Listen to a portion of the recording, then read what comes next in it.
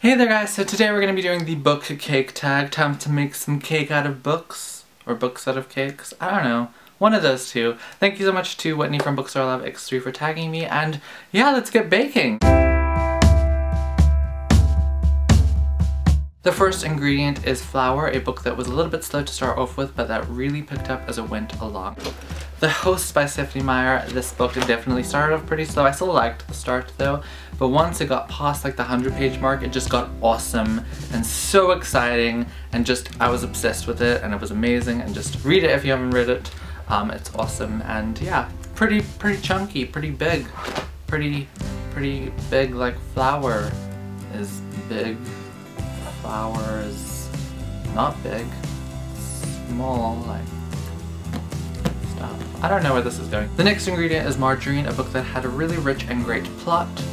I think I'm going to choose The Diviners by Loba Bray. This had a great plot. There was so much happening. There were lots of different storylines going on with different characters, and they all intertwined, and there was murders, and murders always make the plot better. I mean, come on. But yeah, definitely a great plot, great book as well, and really richly written. And there's murder, and that means blood. And blood is like gooey, liquidy, right? I think. I don't know. And another substance that is also maybe gooey or liquidy, or can be, is margarine. Yeah. The next ingredient is eggs, a book that you thought was going to be bad, but it actually turned out to be quite enjoyable. For this, I know exactly what I'm going to do again. I'm going to do Ready Player One by Ernest Cline. This book did not start out good for me. I know a lot of people like the book, but I liked it a lot as well, except for the start. The start for me was just filled with info dumping. So much info, so much information was just thrown at me at the start of this book, and I understand why, because it kind of sets up the rest of the book to have the excellent, amazing world building that it has, and to have all the amazing plot lines and characters and stuff going on, but just so much info dumping and nothing else was happening. You could almost say that someone like threw eggs at you, and then they were like, hey, let's make you into an omelet. And you were like, okay. I don't know. Does that make sense? Being an omelet would be painful though. Also, you'd be an omelet. That's no good. The next ingredient is sugar, a sugary sweet book. I don't really have sugary sweet books, so I'm gonna go with this.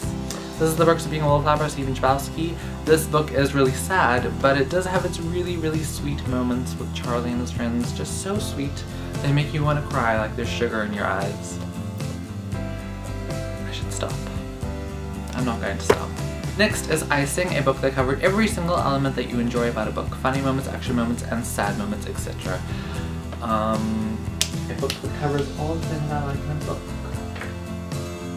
I think I'm gonna go with Poison Study by Maria V. Snyder. This book had it all. It was just jam-packed full of awesomeness, awesome characters, great plot, so much action, adventure, magic, all of the awesomeness. Romance as well thrown in there, that I actually liked the romance. And it wasn't instant, which is always good, but yes, definitely liked this book, and it's so short, like it's only that much pages. How much pages is this? 361, and it contains all of the story. Just so much is contained in this book. I love it, and I love the series as well, and yeah. And it just so happens that the main character, Yelena, is a food taster for the commander, or like the king. I wonder if she tasted icing for him. I don't know if there was icing. Next is Sprinkles, a book series that you can kind of turn to for a little pick-me-up when you're feeling down. I don't really reread books very often, especially not series. Actually, I don't reread books ever. I should really fix that. But if I did have a series that I would reread to make me feel better, it would be this series, The Luna Chronicles from Marissa Meyer. This is Cinder, this is Scarlet. The next book, Chris, has just been released. Yes, I need to get it. And the final book is Winter. I love these books. They're just so much fun to read, and I would definitely read these to pick me up if I reread books. I should reread books, but I don't. But yeah, definitely like these. These are awesome, and I can't think of a way that they relate to Sprinkles. You could say that Cinder is sprinkled with mechanical parts because she's a cyborg. And finally, the cherry on top, your favorite book this year so far.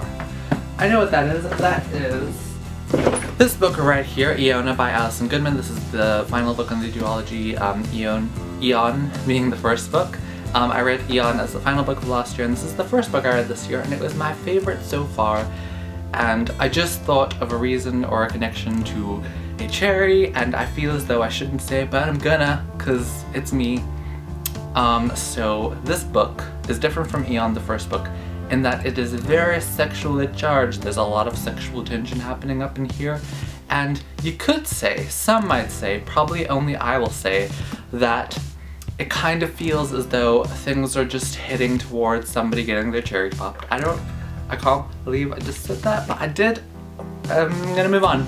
But yeah, that is the tag. I hope you enjoyed it. I'll be tagging these lovely people to do it. I hope that you do the tag, and yeah, that's basically it. I hope you're having a great day, and I will see you tomorrow. Bye.